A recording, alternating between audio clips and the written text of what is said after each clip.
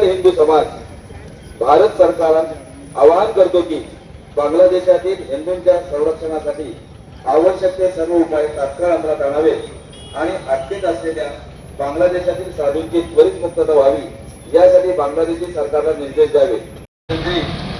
ते निवेदन देऊन आले की आपण इथे सामूहिक वंदे मातरम होईल आणि मग आपल्या मोर्चाची सांगायला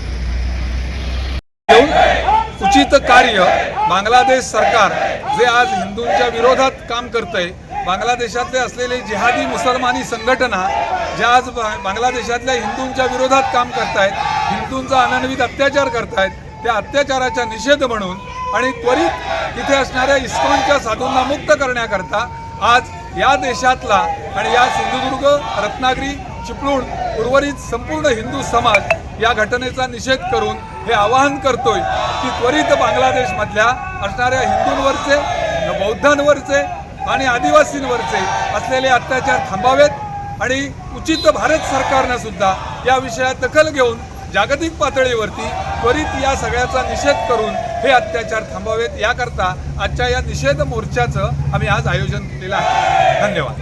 टाइम्स डिजिटलला लाईक करा, शेअर करा, सबस्क्राईब करा आणि बेल आयकॉन दाबायला विसरू नका. Times digital.